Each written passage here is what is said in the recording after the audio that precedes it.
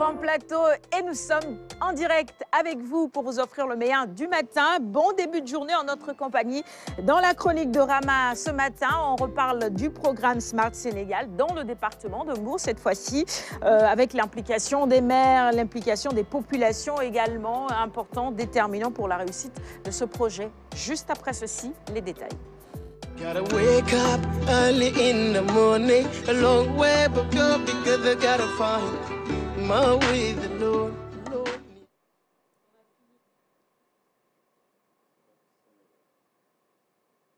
Me réjouir de la valeur ajoutée que ce programme Smart Sénégal nous apporte.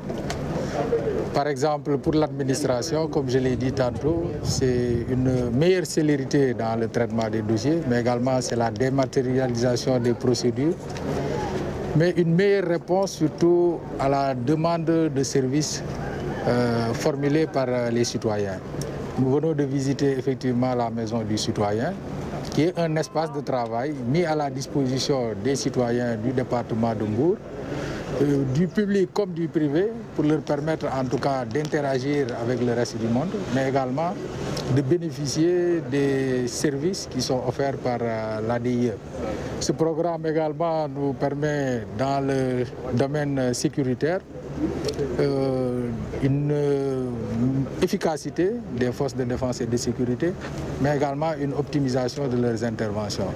Et de ce point de vue, bien entendu, c'est un programme innovant qui, à coup sûr, apporte une réelle valeur ajoutée pour le département.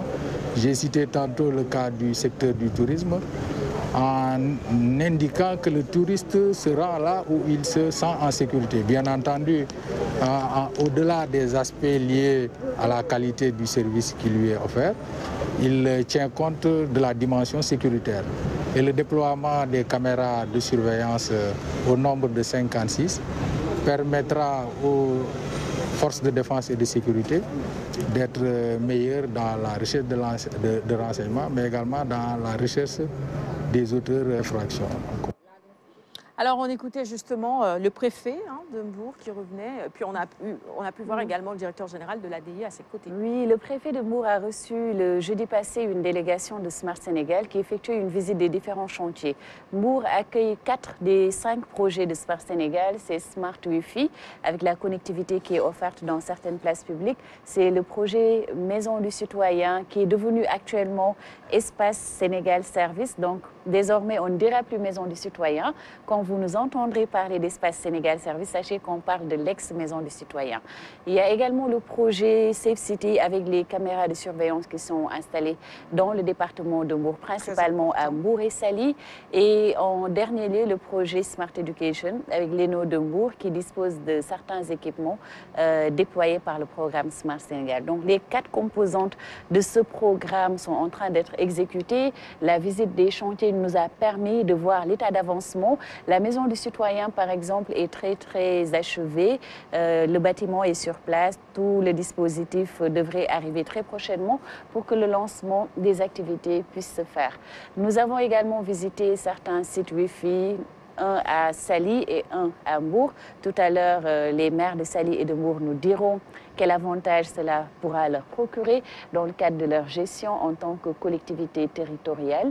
Et également l'ENO de Mbour avec les étudiants qu'on a trouvés sur place qui étaient en train d'utiliser la connectivité et les équipements qui sont déployés par le programme Smart Sénégal. Je parlais justement de l'implication des maires pour la réussite de ce programme.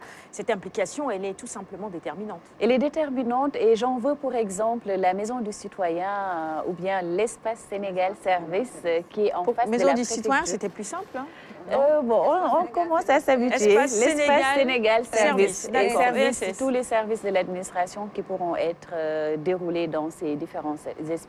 Donc cet espace a été octroyé par la mairie de Mbour. Parce que, sachant l'utilité du projet, la mairie a offert l'assiette foncière qui se trouve donc en face de la préfecture. Il y a également l'accompagnement pour le déroulement des différents projets, notamment l'installation des pôles pour les caméras, tout ce qui est autorisation, tout ce qui est accompagnement des services municipaux. Aussi la SAPCO que nous remercions parce que la SAPCO nous a donné l'assiette foncière pour la mise en place du centre de commandement au niveau de Saly. La SAPCO y gagne parce que la SAPCO a pour mission de développer donc, de permettre le développement des activités touristiques dans la Petite Côte, notamment à Saly. Et c'est la SAPCO donc qui gère tout ce qui est assiette foncière, en tout cas pour les pôles touristiques. La SAPCO, connaissant l'utilité et l'impact de ce projet pour le développement touristique, a offert donc l'espace pour la construction du centre de commandement.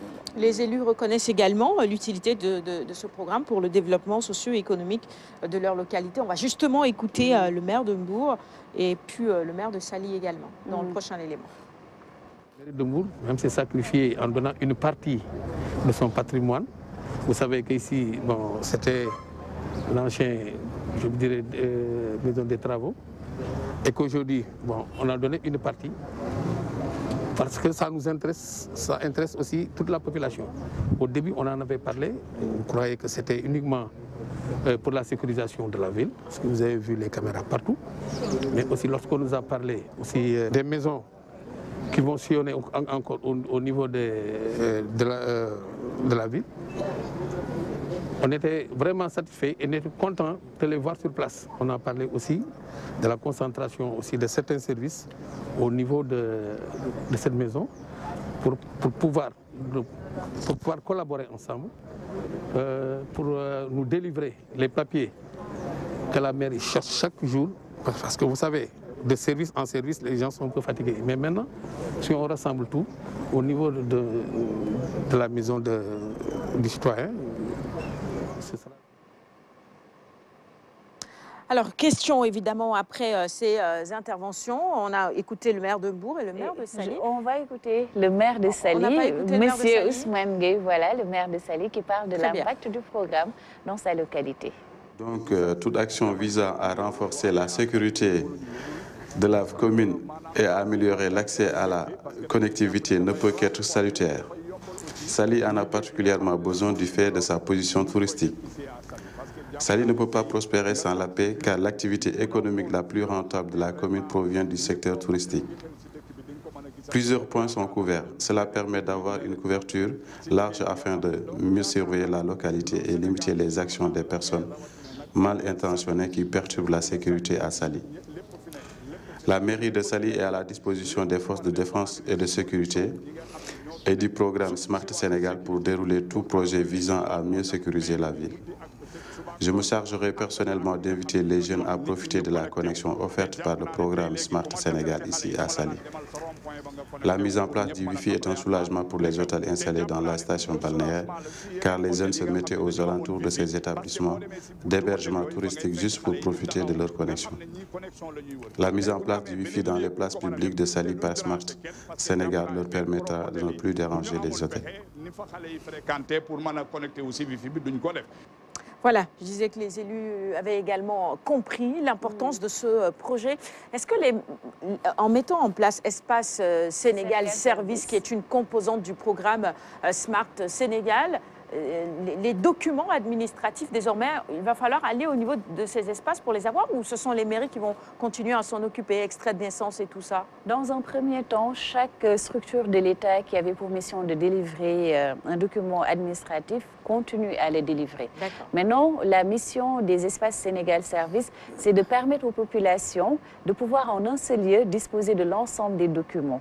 Au lieu que ces personnes puissent faire le tour des administrations, se fatiguer, perdre une journée pour pouvoir collecter un ensemble de documents administratifs, les espaces Sénégal Service leur permettent d'avoir tous ces documents en un seul lieu et en un temps record.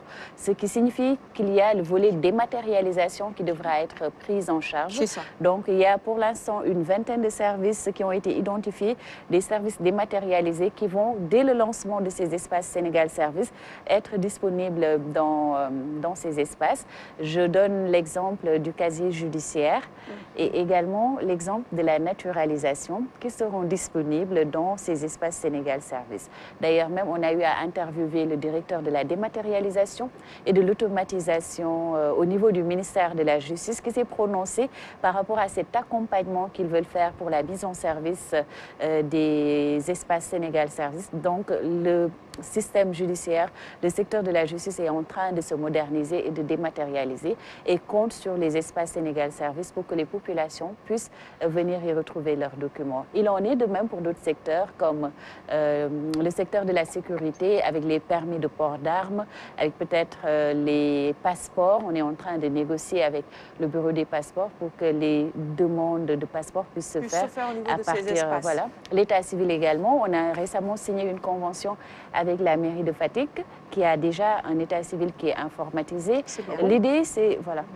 L'idée, c'est qu'au bout de la chaîne, lorsque tout le processus sera achevé, que l'on ne puisse pas se déplacer de région en région pour trouver un document, mais qu'on puisse rester à Dakar, demander un document qui, à la base, devait provenir de Kolda ou de Saint-Louis, grâce à la magie de la dématérialisation. Très bien. Donc, à Saly ou bien à Mbour, on a signé une convention avec le maire de Mbour, M. Fallou Samb, dans le cadre de ce projet Smart Territoire, notamment le volet Espace Sénégal Service. Très bien. Merci beaucoup, Ramatoulaye. Ce programme, il est très intéressant. Hein. Et avec le temps, moi, j'ai fini par retenir les composantes. Safe City, Smart Education, Smart Wi-Fi, Espace Sénégal Service. C'est ça? Et câbles sous-marins, dont on ne parle pas souvent parce que c'est un projet immergé. Qu'on ne voit pas. Donc, dans les mers, mais qui permettra quand même de booster la connectivité au Sénégal avec l'augmentation de la bande passante internationale.